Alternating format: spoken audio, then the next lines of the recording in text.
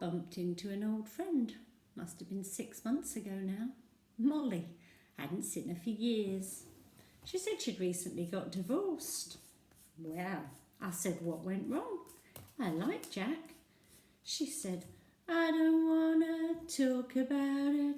She was always doing that, singing silly songs. She was a funny girl like that. She used to sing about one of my friends at school. Hey, fatty bum bum. Because she was mean. She had a mean streak, but then she had everything. So I think it makes you that way. But we shared everything because we grew up together. Toys. We even shared a boyfriend once. His name was Ian. I think he liked me more because he kissed me for 10 seconds behind the bike shed. And he wrote my name on his book. But then I was ill. She came to see me and she said, Ian likes me more now. I said, why is that? She said, well, I don't know, but he's written my name on his book. I was cross. I said, I bet you showed him your fanny. She said, no, I didn't. But he said, you did. It was all silly stuff back then.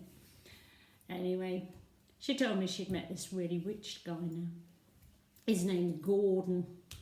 I said, he sounds a bit flash.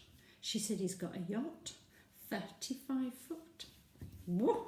I said, he is Mr. Flash. She said, I went to his flat the other night. Overlooks the marina.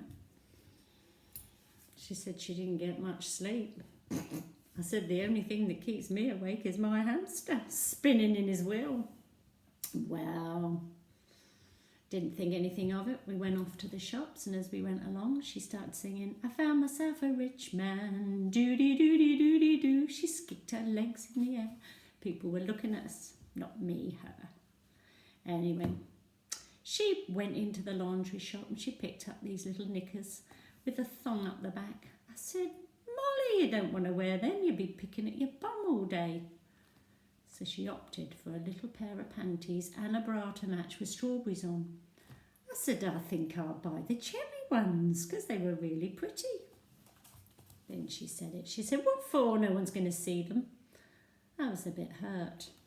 But I should have known. Molly was always like that to me.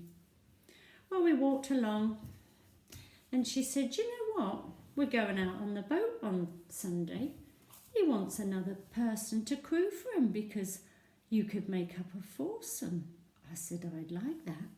She said, well, I'll speak to Gordon and I'll give you a call and we'll pick you up at 10 o'clock.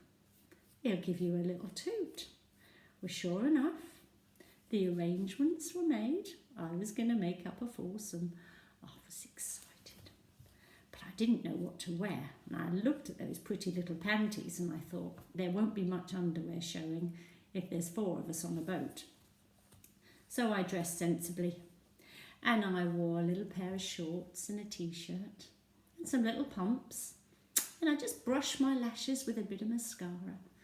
But I took sea legs because I didn't know what I'd be like on a boat and I didn't want to make myself look silly by being sick. Toot toot went the car. Down I went. There was Molly dressed up to the nines, long skirt. I thought, I got this wrong. Anyway, Mr. Flash was nice because Molly said, woo, look at you. I said, oh, well, I sort of came for the boat. And Mr. Flash said, you look a true sailor, a shipmate.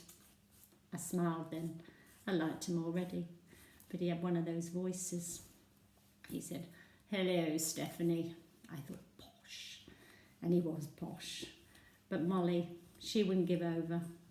She said, I bet you're dressed up because you want to meet this chap. I said, oh, where is he? She said, see, she's desperate. Mr. Flash, he said, I don't think it's a blind date, Molly.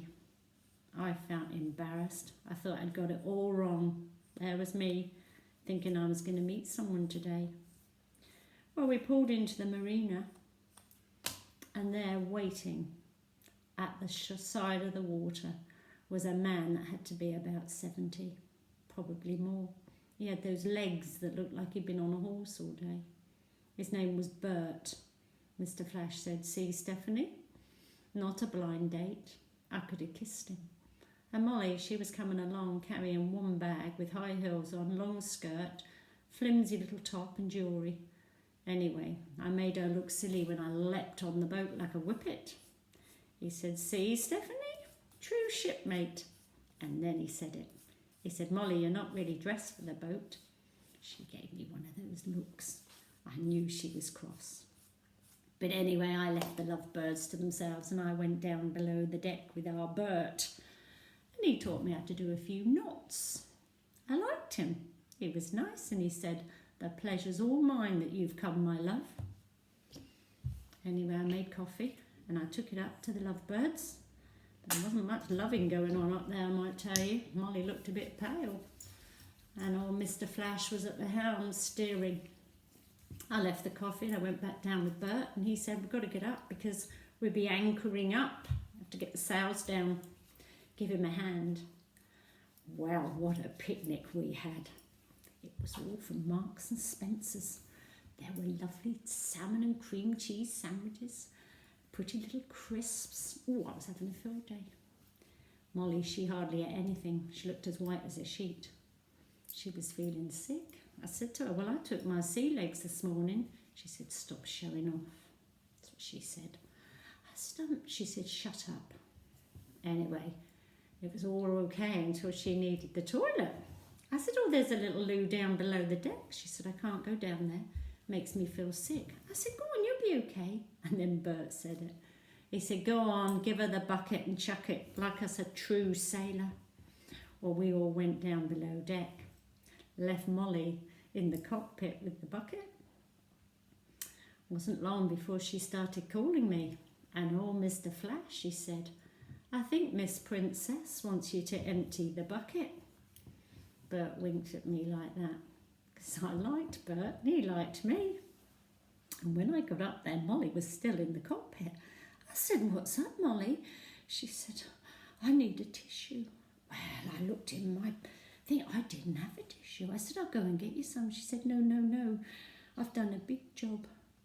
I said, "Oh, you'll be all right." She said, No, don't. I don't want them to know." Well, you wouldn't, would you? So I said, "I won't tell them. I'll discreetly do it." And I did. I went down to the little loo. There was no loo roll. So I felt justified. I said, "Gordon," I said, "have you got a bit of tissue? Because Molly needs it." And Bert said, "Tell her to give it a shake like us men." And then I said it. I said, "It's a bit of a bigger job than that." Well, Bert didn't wink. He laughed out loud and so did I. But Mr. Flash, he found a little bit of tissue.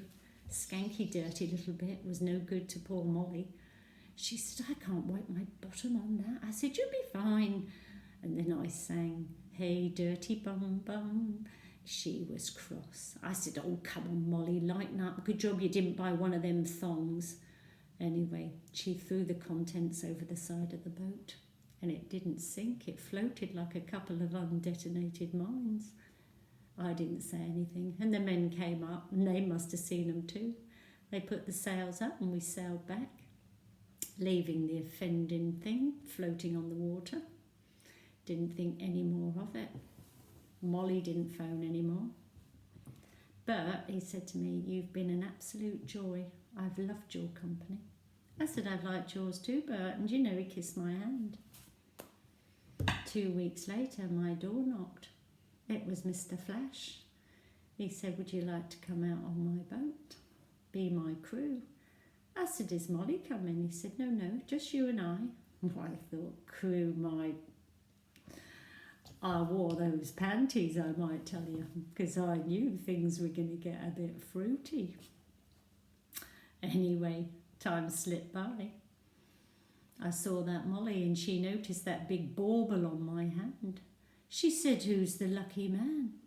I said, "I don't wanna talk about it."